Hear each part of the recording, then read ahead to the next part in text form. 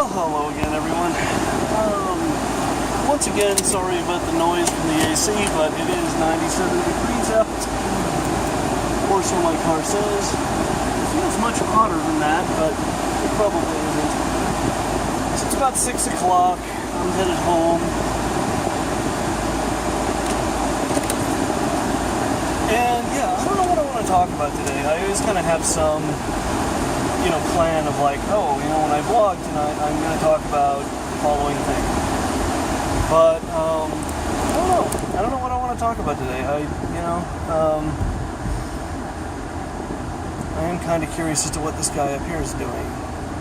He doesn't seem to be entirely sure. Yeah, that's what I should talk about. I should talk about people driving and not paying attention. I do think about way back in the day, really think about this. My parents' generation grew up with these big, heavy, torquey cars with V8s and V6s that were rear-wheel drive with no traction control, no anti-lock brakes. And that's what you drove. Even in the winter, that's just what you drove. That's what you had. And I always sort of wonder about that. What was that like? I remember one of my friends asked his parents about it, and Dad just said, we knew how to drive. People slowed down in the snow. People paid more attention. We knew how to drive. And so I just thought, geez, that would be my old Prelude was kind of a pain in the butt in the snow, just because it was front wheel drive, but it was kind of torquey and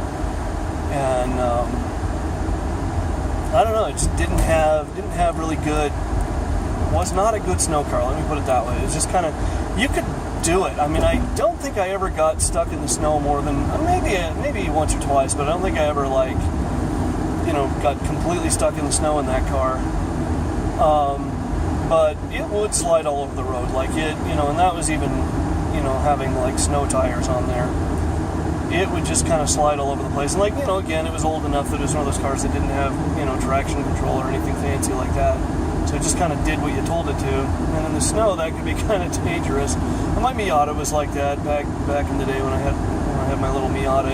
That was fun.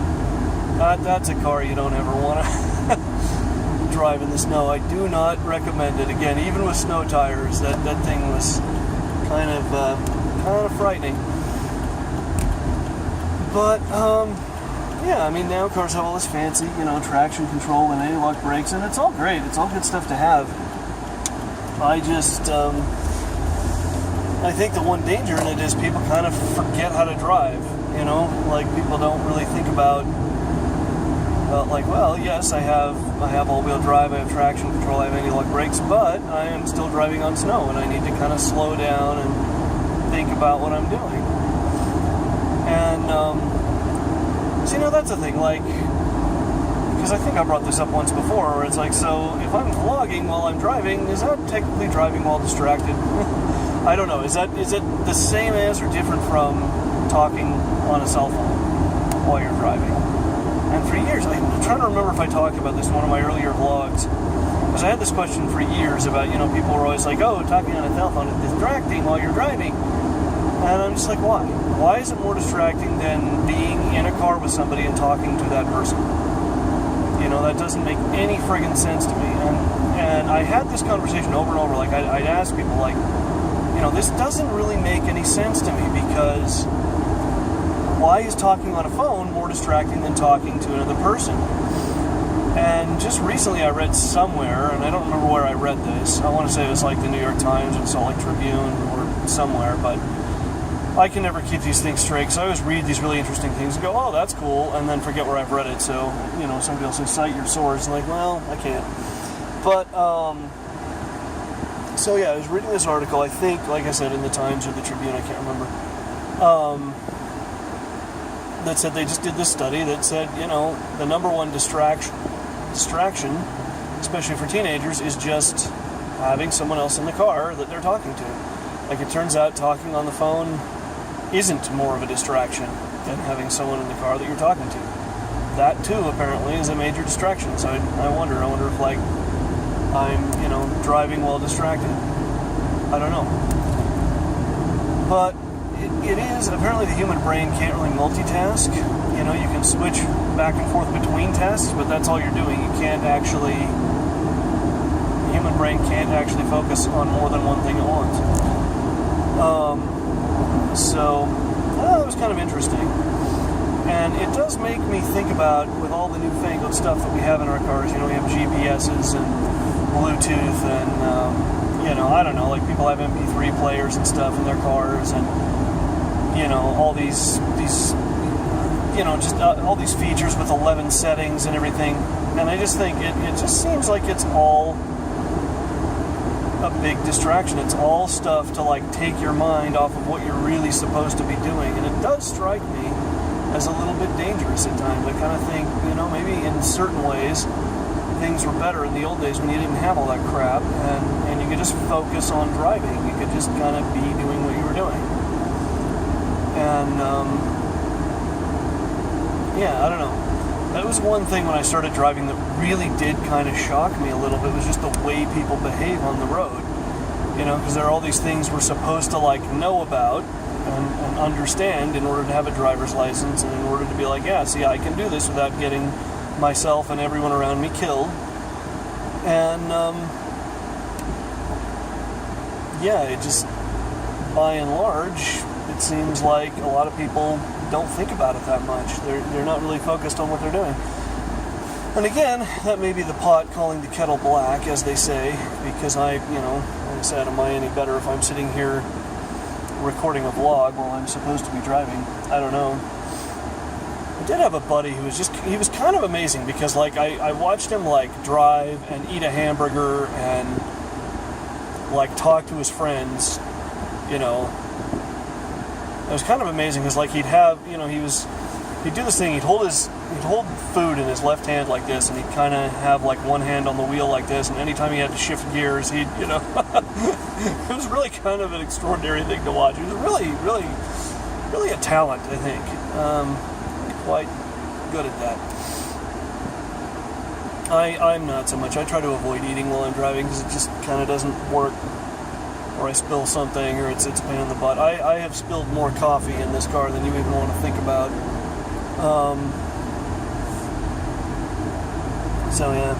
Cup holders, that was a thing. The first two cars I had didn't have them, because it was just not a feature that people thought about back in the day, So I had my first two cars, just no cup holders. You had to do the holding the thing in between your legs thing. And they had aftermarket ones you could buy that would clip onto the center console or whatever, but cup holders, that's an innovation I'm all for. And that's a thing that I think cars should have.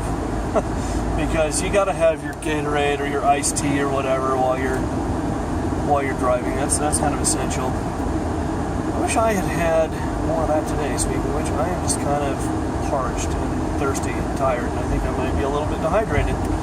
But that's just kind of how that works. Par for the course. My first car didn't have air conditioning. It had it, but it had ceased to work a long time ago, and it was not really worth fixing or replacing. So I just kind of lived without it. Well, let's see, what else? Crank windows. That's the thing you don't see. And this one kind of baffles me, because is it really that much better to press a button? I mean, is it really that much more work to crank down a window? But just everybody wants power windows or something. I don't know. It just seems kind of weird to me. Because there was a time when even luxury cars generally had crank windows. It was just kind of a thing. It was I don't think people thought about it.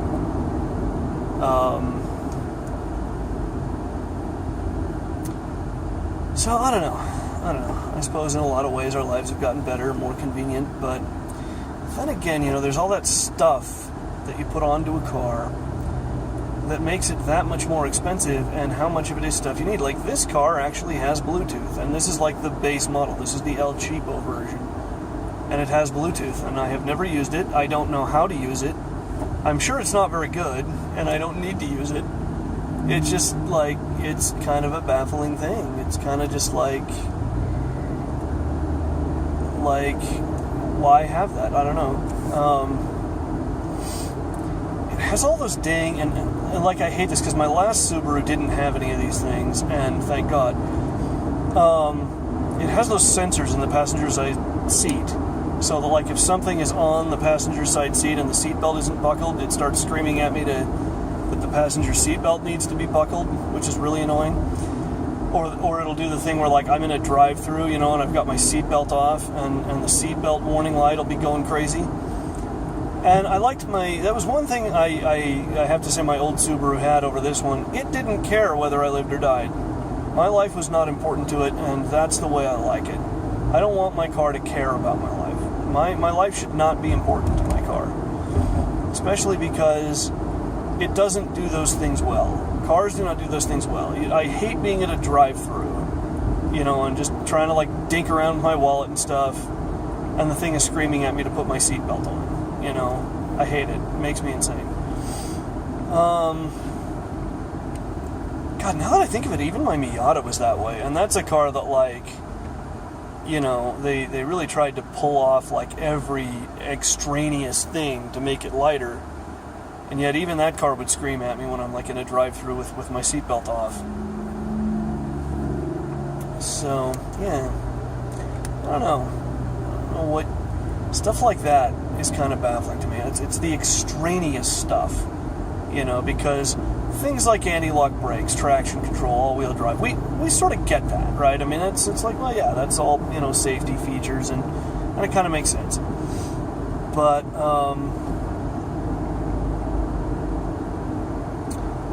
But all that extraneous, that weird stuff that, like, when am I ever going to need this feature? Under what circumstances is it essential that I have this feature? You know, it just is kind of baffling. And it makes the car that much more expensive, and it makes me wonder, like, you know, how much less could they sell cars for if they would just take off some of the extraneous stuff and sell, you know, like a cheaper version? Or is that just a thing? I mean, is it a market thing? Is it like, well, anymore nobody will buy that stuff because they feel like they're getting, like, a low-class vehicle or something? I don't know. Because that's actually one of the things I loved about my Miata, was it was a pretty bare-bones little car. I mean, it had this sort of basic, you know, it had air conditioning, it had a pretty decent little heater. I think it did have anti-lock brakes, but it didn't have, like, Bluetooth or a fancy stereo. It had a decent stereo. It didn't have, like, a fancy one, and it didn't have traction control, which I think now they have them standard, but the one I had didn't have it. So yeah, it was just kind of like a real basic car. It didn't have power door locks. It did have power windows.